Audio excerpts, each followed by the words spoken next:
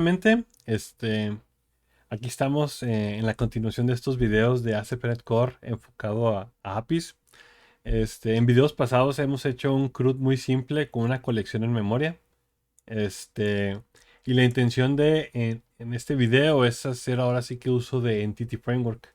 Entity Framework, si no lo has usado antes, es un ORM. ¿Qué significa esto? Significa que es ahora sí que mapea objetos de nuestro lenguaje C Sharp, los mapea a una base de datos. Entonces nosotros al trabajar en una base de datos no trabajamos con consultas SQL, trabajamos con operaciones en objetos de C Sharp. Realmente ahí eh, es más sencillo trabajar del lado de C Sharp para hacer operaciones en la base de datos que estar creando cadenas con las consultas, ¿no? Usualmente en los ejemplos así lo vemos, ¿no? Que select from tal en una cadena en C Sharp y luego ejecutamos la consulta, leemos los resultados y luego tenemos que... Es trabajo repetitivo, entonces un concepto fundamental es que no nos debemos el RY, don't repeat yourself. No debemos de repetir código, ¿no? O sea, debemos de buscar la forma de optimizar todo eso. Entonces, los ORM vienen a salvarnos en esa parte. Entonces, ¿qué hacemos para usar este Entity Framework? Primero que nada, bueno, ahorita vamos a volver con esto de aquí, ¿no? Por ahora sí lo voy a dejar. Lo que hay que hacer es voy a crear una carpeta que se llame Data, ¿no? Que es como que mi capa de datos donde va a estar todo lo relevante al acceso a la base de datos. Y voy a crear un contexto. El contexto representa la base de datos, ¿no? Las clases como product representan las tablas de la base de datos. Entonces, my first API DB context, ¿sí? Entonces, tenemos una clase. ¿Y qué pasó aquí?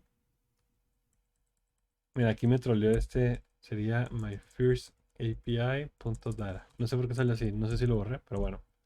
Tenemos la clase sin nada para que esta sea un contexto o una base de datos de Entity Framework, tiene que heredar de DB Context.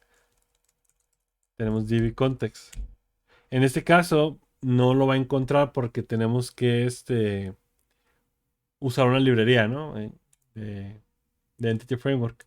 En este caso, podemos crear o agregar librerías. Ya que no estamos usando Visual Studio, con Visual Studio nos podemos dar clic derecho, administrar paquetes de NuGet y agregar el paquete, ¿no? Confieso que esta parte sí es tediosa, hacerlo sin Visual Studio.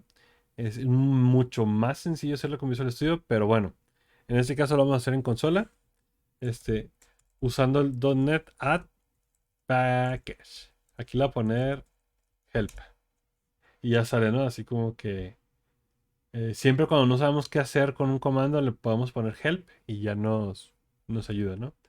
En este caso, .NET Add Package va a ser Microsoft.Entity Framework Core. Vamos a ver si latino, ¿eh? De igual forma, aquí se está usando NuGet, ¿no? O sea, aquí va a tener un problema. Ok, no. Pensé que sí, porque aquí tengo otros recursos de NuGet, pero bueno, al parecer sí no hubo ningún problema. Aquí, como podemos ver, se agregó esta referencia. También pudimos haber copiado y pegado el package reference aquí. Pero como yo no me sé la versión actual, pues cuando usamos el comando de ahorita te agrega la versión actualizada, ¿no? Entonces aquí me está molestando esto. Ah, es que este no existe. Ya, se quitó el error. DB context. Ahora sí, ¿no? Ya tenemos Entity Framework Core. ¿Sí? Entonces aquí le vamos a decir nuestras tablas de la base de datos. En este caso, tiene como nombre un DBSet del tipo product. Y ahora tenemos un products en plural, ¿no? ¿Sí? Y ya. técnicamente aquí ya tenemos la configuración mínima para para mi base de datos, ¿no? Mi base de datos se llama My First API. Tiene una tabla que se llama Products y está representada por el objeto Product. Y ya. Este, el contexto tiene varios métodos virtuales que nosotros pues, podemos reemplazar para empezar a configurar nuestra base de datos, porque hay que configurarla, ¿no? Probablemente hay que decirle que este es el ID, que el nombre tiene este, un nvarchar de 255, un nvarchar de 1000. Si han trabajado, estoy seguro que si han trabajado con bases de datos, entonces, pues cuando tú creas una tabla, le dices el tipo de dato de la columna y ciertas cosas, ¿no? Entonces, vamos a ver los métodos, que ya no me acuerdo, para ser sincero. Tenemos on, on model creating. Ese es el primero, ¿no? El on model creating. Y on model, debe haber varios. On model creating, sí, con ese es suficiente. Entonces, protected override on model crea. Vamos a copiarlo porque no. Void, perdón. Void on model creating.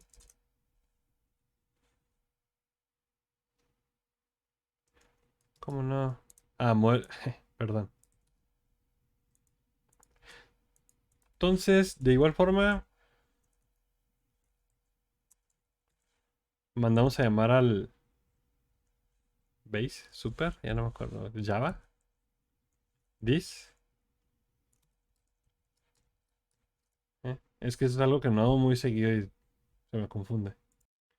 Ok, ya lo chequé. Sí estaba bien. Tenemos que mandar el método del padre, que sería dbContext, pero tengo que pasarle el parámetro, es lo que me falta ahorita. Entonces, ¿para qué es este método? Es para configurar nuestras, nuestras entidades, nuestras tablas de, de Entity Framework, ¿no? De nuestras entities. En este caso estamos hablando de products. Entonces tenemos Model Builder. Tenemos que decirle este entity del tipo product. Este, va a tener la siguiente configuración. Aquí podemos ponerle muchas cosas, pero la primera es que tiene una llave y la llave es Product ID. La propiedad description tiene un tamaño máximo de 1000. Y aparte, la propiedad nombre tiene un tamaño máximo de, no sé, 500. Más aparte, es requerida. No sé si escucharon a mi gato, pero de repente llegó reclamando. Entonces, la propiedad name tiene un tamaño máximo de 500. Es not null, es decir, es requerida. La descripción es opcional, por eso no le puse list require. Y tiene un tamaño máximo de 1000. Eh, este tipo de configuración es como que fluent, ¿no? O sea, es como tipo programación funcional, ¿no? Vamos diciendo con funciones encadenadas una tras otra, vamos diciendo la configuración. Y ya, aquí ya tenemos esta configuración establecida.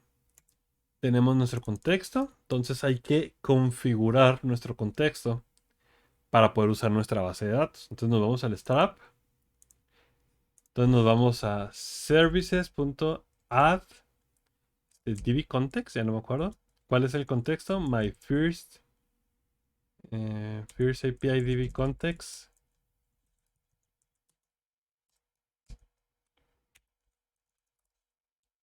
¿Sí lo agarró? Ok. Aquí tenemos que configurar las opciones. Aquí le podemos decir qué tipo o sea, qué tipo de base de datos vamos a usar. Es lo padre de Entity Framework, ¿no? Que crea una abstracción entre nuestro código y la base de datos, ¿no? Puede ser MySQL, puede ser SQL Server, puede ser Postgres, lo que sea. Para este ejemplo vamos a usar una base de datos en memoria. no vamos a necesitar tener este SQL Server instalado. Entonces, igual .NET add package Microsoft.entity framework core.inmemory. ¿Sí? Entonces aquí podríamos ir configurando este nuestro proveedor de base de datos, ¿no? En este caso, pues es una base de datos. Generalmente las de memoria las usamos para pruebas, ¿no? O sea, no queremos tener ahora sí que tener que instalar SQL Server obligatoriamente, ¿no? Para poder empezar a programar. Entonces, instalamos el paquete y vamos a instalar también SQL Server, ¿no? Para los que sí tengan el SQL Server instalado, pues aquí lo vamos a hacer. Va. Entonces, aquí tenemos que configurar nuestro contexto, ¿no? Use in memory. Ya ni me acuerdo, ¿eh? Vamos a ver. Using Microsoft Entity Framework Core. Vamos a dejarlo así. Entity Framework Core. Ándale. Use in Memory Database. Y pues vamos a darle un nombre a la base de datos, ¿no? En este caso, este, with new with.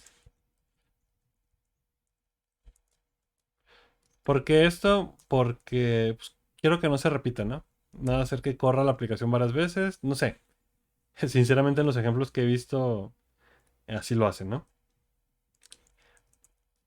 Y ya, aquí ya agregamos a nuestro contenedor de dependencias este, el contexto de la base de datos y el tipo de base de datos que va a ser base de datos en memoria, ¿no? ¿Sí? Entonces, aquí vamos a ver por primera vez el concepto de dependency injection, ¿no?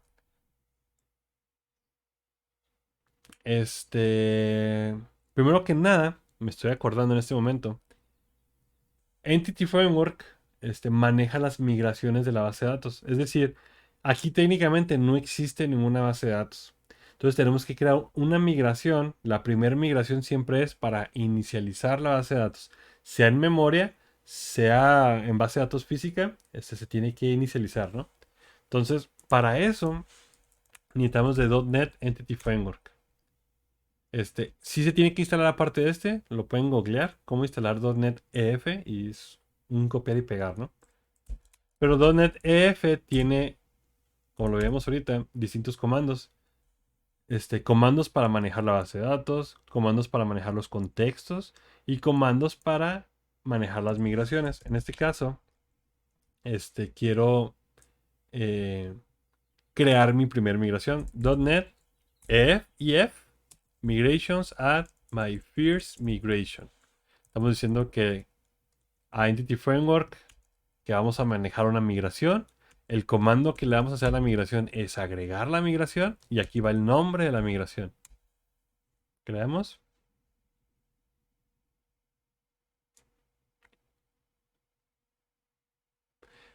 Hay que hacerle caso, ¿no? Hay que hacerle caso. Para poder utilizar este comando, al parecer necesitamos, es que estas cosas te las agrega por default en Visual Studio, ¿no? Pero cuando creamos un proyecto de Visual Studio con una plantilla ya creada, con scaffolding, no sabemos todo lo que se necesita para todo esto, ¿no? Entonces hay veces así como que, ¿por qué falla? Pues no sé. Pero aquí vamos a hacerlo rápido, ¿no? Sencillo. Vamos a agregar el paquete que nos pide para poder hacer este tipo de scaffolding, ¿no? Scaffolding, para los que no saben, es como que autogeneración de código, ¿no? Vamos ahora sí que ejecutar la migración y en la derecha veamos lo que se va a generar, si es que no falla. Ya falló.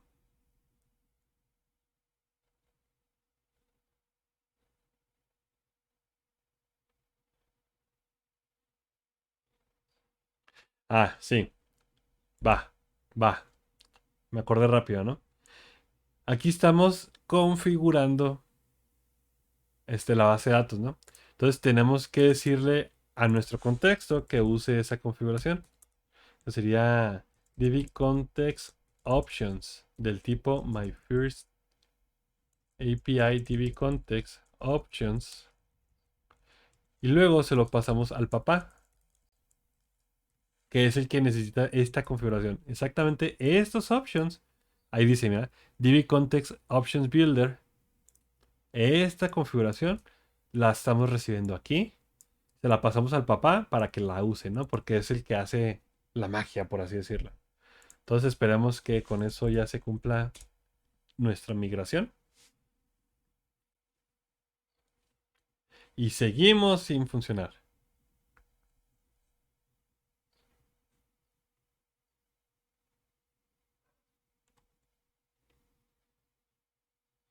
No database providers have been.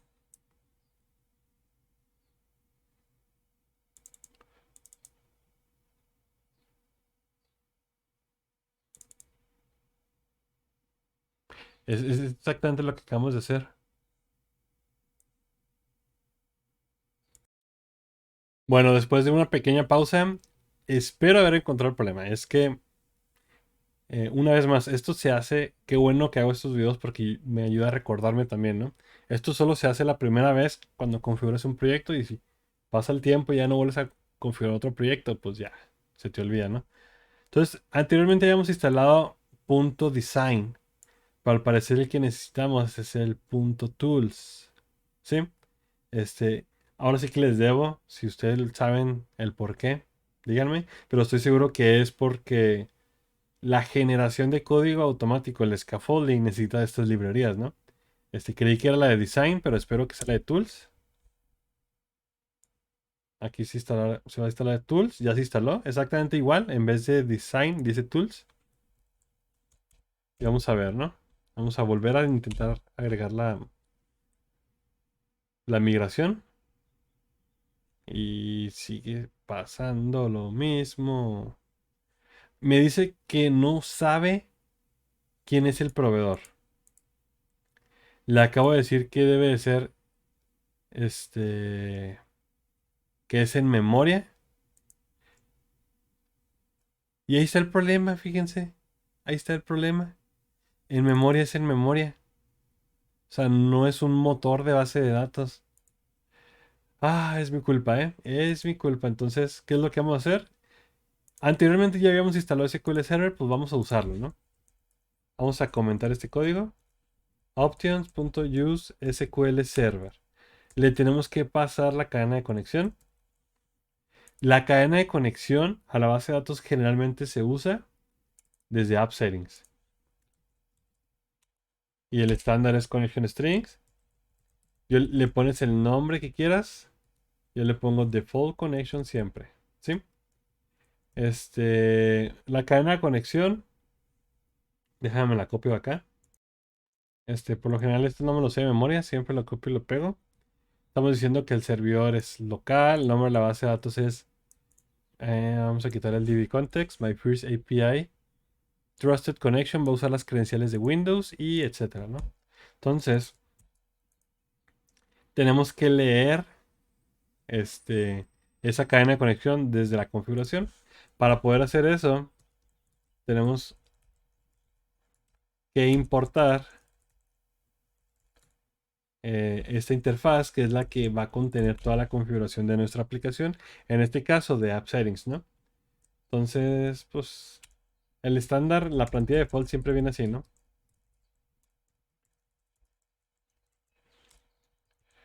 Entonces, configuración es igual a configuración. Ok. Ya tenemos acceso a la configuración, entonces vamos a leer la cadena de conexión. Configuración, get connection string. Lo que va a hacer ahí es que lo va a leer de aquí, connection strings. Le ponemos default connection. Esperemos que ahora sí con esto funcione, ¿no? Esto es nuevo, ¿eh? O sea, realmente nunca me ha pasado porque nunca intento empezar con una base de datos en memoria. Pero en este caso, pues, me falló, ¿no?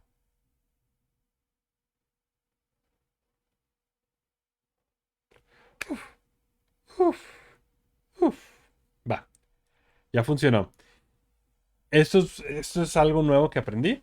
Necesitamos de un motor de base de datos para determinar las migraciones, ¿no? En este caso pude haber usado tal vez SQLite, pero SQL Server es un buen ejemplo. Técnicamente ya puedo volver a la base de datos en memoria, pero primero hay que ver lo que me generó. Me generó esta carpeta que se llama migraciones. ¿Y qué contiene esta migración? Nuestra base de datos, pero ya a nivel SQL Server, digamos, ¿no? En este caso tenemos la instrucción de crear una tabla que se llama products, que tiene estas propiedades, que es autoincrementable, entero, no nulo, etcétera. Aquí viene todo. Y con la intención es que se vaya guardando este versionamiento de la base de datos también. Si yo agrego un nuevo campo, aquí va a verse reflejado, ¿no? Imagínense que me arrepiento en una migración. ¿Qué es lo que tengo que hacer para revertir una migración? En este caso, eliminar la tabla, ¿no? Pero si agrego una columna en una migración, ¿cómo se revierte? Pues eliminando esa columna, etcétera, ¿no? Y, ok, pues igual para los que no tengan SQL Server, instálenlo, es gratis también.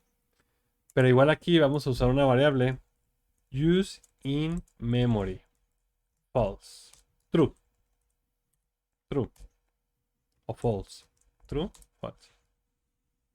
Perdón. Entonces aquí, básicamente vamos a hacer una condición, ¿no? Get es el tipo bol. Use in memory. ¿Sí es así?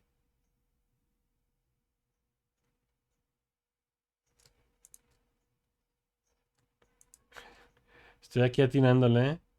No, no, ni el caso.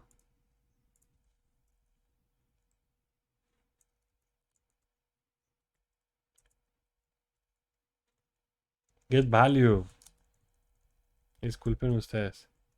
Del tipo vol, use in memory.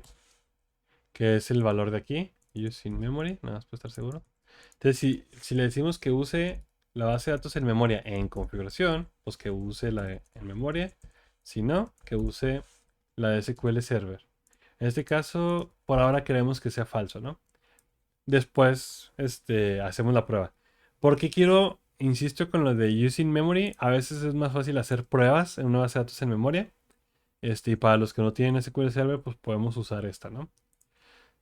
Entonces, ya tenemos la migración creada. Entonces, ahora tenemos que decirle a Entity Framework que nos actualice la base de datos. ¿Qué es lo que va a hacer aquí? Va a buscar, según la cadena de conexión que le pusimos, la base de datos que actualmente tenemos. Como en este caso no tenemos base de datos, nos la va a crear, ¿sí? Y nos va a aplicar las migraciones que tengamos pendientes por aplicar. En este caso, pues es la primera, ¿no? Entonces, si checamos, perdón, aquí, que me haya creado la base de datos, ignoren eso.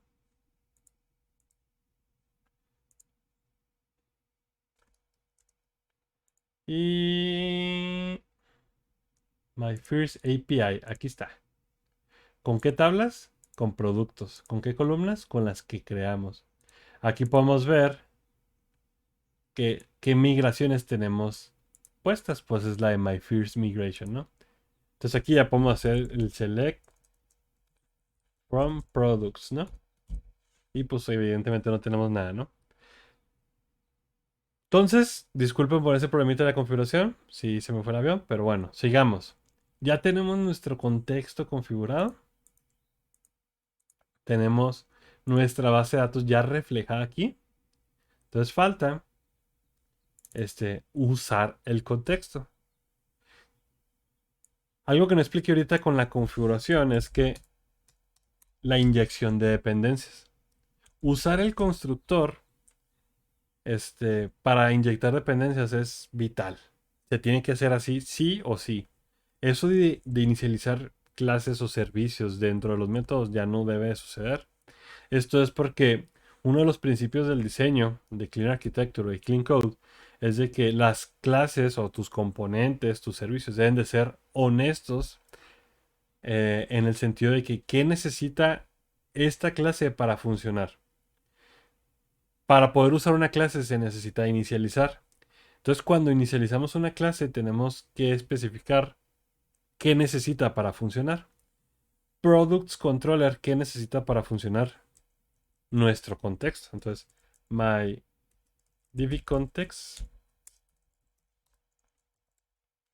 Entonces, aquí en el constructor estamos diciéndole que products controller necesita de my first API div context para funcionar. Y pues sí, lo necesitamos para acceder a la base de datos, ¿no? Entonces, este, eh, agárrale hilo, Isaac, perdón.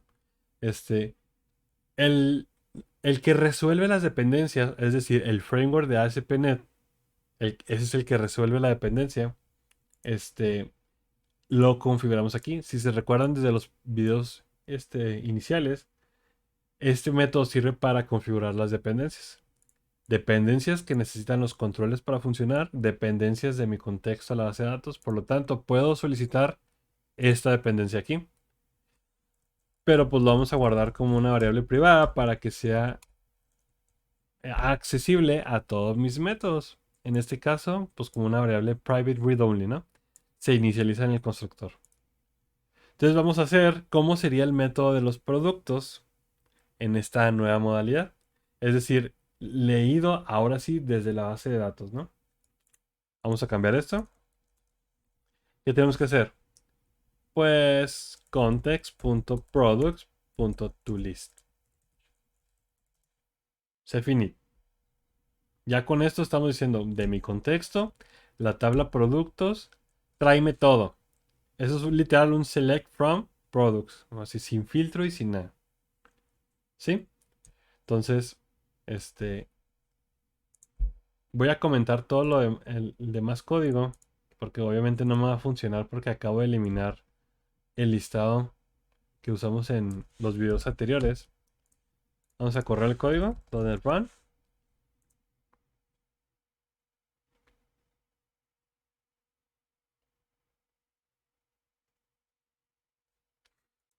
Ok, ya corrió. Vamos a irnos a nuestro método de prueba. Get products. Cero. Nada. Pero si agrego yo aquí un producto. Value. Nada, más fácil así. Mira. Data. Vamos a agregar un generic Android de 4,000 pesos. Generic Android de 4,000 pesos. Description goes here.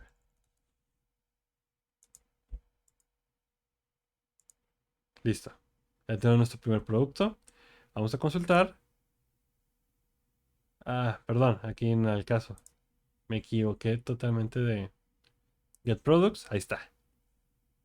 Ya ahora sí es un producto leído de la base de datos. ¿Sí? Este, de esta forma, recapitulando, porque no quiero hacer los videos más largos de media hora. Configuramos nuestro contexto a la base de datos. Lo configuramos para que estuviera en el contenedor de dependencias. Es decir, que ahora lo puedo solicitar como una dependencia en mi constructor. ¿Sí? O sea, no estoy haciendo el context igual a new my first db context. No, esto no se hace así. ¿Por qué? Porque este contexto necesita de configuración previa para funcionar. Entonces, yo lo hago así. Lo que le importa al controlador es usar el contexto, no configurarlo, no inicializarlo, que alguien más lo haga por mí, es lo correcto. ¿Por qué? Porque así se hace en todas las clases. Imagínense que tengamos 100 controladores, y luego se nos ocurre cambiar del DB context a una base de datos diferente, ya sea en Postgres o no sé. Entonces ya necesita un cambio en detrás de cámaras, ¿no? Entonces, hacer ese cambio en los 100 controladores está mal. Hay que hacerlo solo una vez y se ve reflejado en todo, ¿no? Entonces, de cierta forma, estamos delegando responsabilidades, que es otro principio de Clean Code, ¿no? Entonces, delegamos la responsabilidad que Startup se encargue de configurar todo esto y, y ya. No hemos cambiado nada en nuestro pipeline. Lo que cambiamos ahora fue que vamos a usar un contexto de Entity Framework Y ya para finalizar, este, vamos a usar el de memoria, ¿no? A ver si es cierto que funciona. Vamos a decirle que true usa la base de datos en memoria. Reiniciamos la aplicación. Aquí tenemos este, este, este producto que en memoria no existe, ¿no? Vamos a correr esto, get, cero. Sale cero porque en memoria no hay nada, ¿no? La base de datos de memoria la tengo que llenar manualmente con ejemplos cuando quiero hacer pruebas, cuando quiero desarrollar así algo muy sencillo o complicado, no importa. Pero bueno, de esta forma ya hicimos una migración, actualizamos nuestra base de datos. Y en siguientes videos pues vamos a terminar de hacer los demás métodos. Los dejo en pausa porque aquí hay más cosas que abordar, pero espero les siga agradando este tutorial de MVC de ASP.NET Core API. Entonces, un saludo a todos y gracias.